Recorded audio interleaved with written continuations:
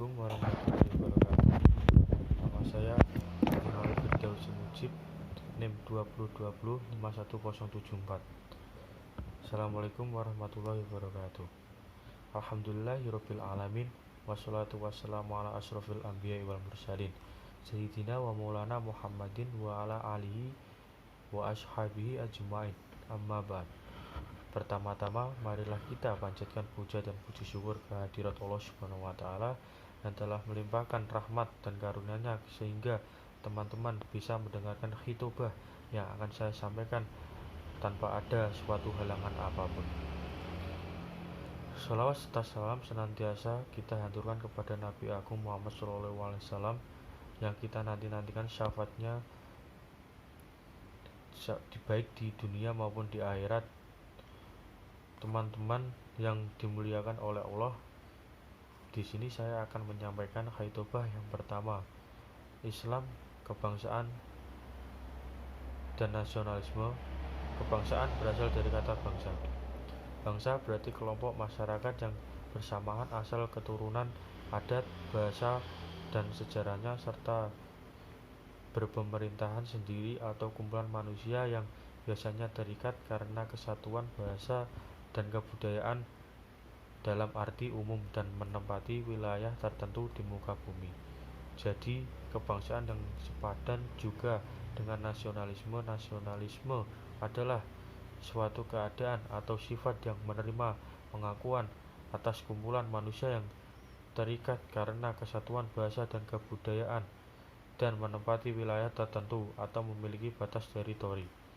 Bisa kita pahami bahwasanya kebangsaan dan nasionalisme adalah paham atau ideologi yang terkait dengan nilai-nilai dasar yang disepakati oleh warga negara dan ingin diimplementasikan dalam kehidupan berbangsa dan bernegara.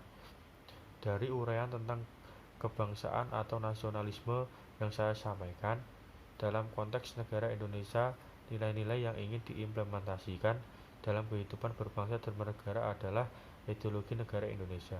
Ideologi negara Indonesia yaitu Pancasila. Pancasila dijadikan sebagai ideologi negara mengandung nilai-nilai dasar ketuhanan, kemanusiaan, persatuan, kerakyatan, dan keadilan. Pancasila sebagai ideologi negara Indonesia memiliki urgensi bagi kehidupan berbangsa dan bernegara.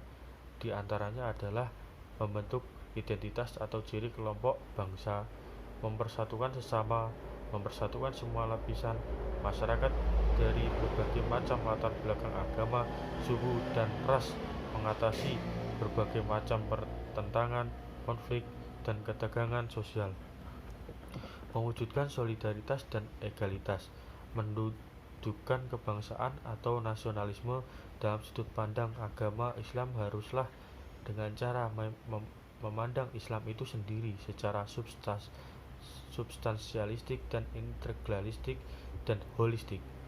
Islam sebagai agama tentunya mempunyai gagasan, ide, serta konsep dan dari Tuhan yang diharapkan bisa direalisasikan dalam kehidupan setiap pemeluknya. Gagasan, ide, serta konsep ini dikenalkan oleh Allah melalui baginda Nabi Muhammad SAW dan dijelaskan olehnya baik secara global maupun rinci.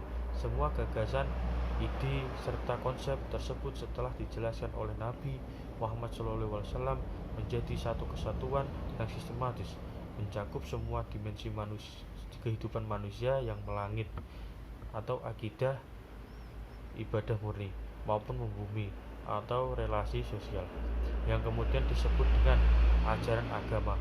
Dari sini kita bisa memahami bahwa Islam memunculkan ideologi fikrah, dan thorikoh yang menjadi satu kesatuan sistem aturan sekaligus ajaran agama. Membincangkan Islam dan kebangsaan sama halnya membincangkan agama dan negara. Imam Al-Ghazali melihat bahwasannya agama dan negara adalah dua entitas yang harus berjalan seiring agama, ibarat akar sama dengan pokok, dan Islam dan negara ibarat batang atau penjaganya. Dalam Islam memang tidak ada istilah memisahkan agama dan negara, pun tidak ada istilah negara adalah agama adalah negara dan negara adalah agama. Ini menjadi sangat afirmatif ketika kita mau menilik perjalanan sejarah baginda Nabi Muhammad SAW. Perjalanan sejarah kehidupan baginda Nabi memiliki dua periode Mekah dan periode Madinah. Dalam periode Mekah, Nabi menata spiritualitas individu-individu masyarakat dengan pendekatan persuasif.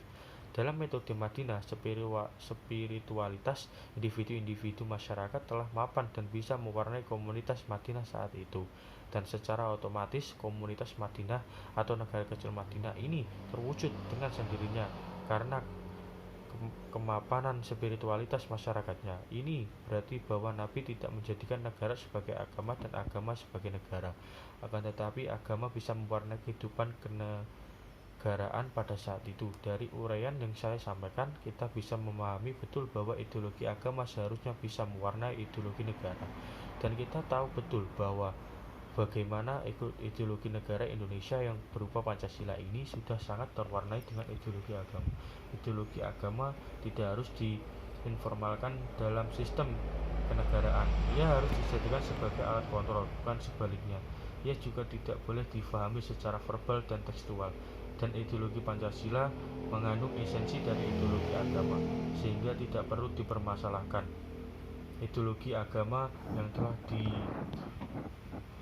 dirugikan harus kita tancapkan kembali dalam benak setiap generasi insan muslim bangsa. Pun demikian dengan ideologi negara yang berupa Pancasila. Ketika demikian, maka sudah tidak ada lagi yang membenturkan antara ideologi agama dan negara. Generasi yang berpegang teguh pada ideologi agama, mereka akan selalu patuh, taat, loyal, dan cinta terhadap agamanya. Demikian juga generasi yang berpegang teguh pada ideologi negara, mereka akan selalu patuh, taat, loyal, dan cinta terhadap negaranya. Yang demikian itu adalah generasi yang religius dan nasionalis. Demikian itu yang dapat saya sampaikan. Semoga dapat bermanfaat bagi kita semua dan dapat kita aplikasikan dalam kehidupan sehari-hari. Lebih dan kurangnya mohon dimaafkan. Yang benar datangnya dari Allah Subhanahu wa taala yang Maha Benar, dan yang salah atau khilaf atau keliru itu datangnya dari saya pribadi sebagai manusia biasa yang tidak pernah luput dari salah, khilaf, dan dosa. Wassalamualaikum warahmatullahi wabarakatuh.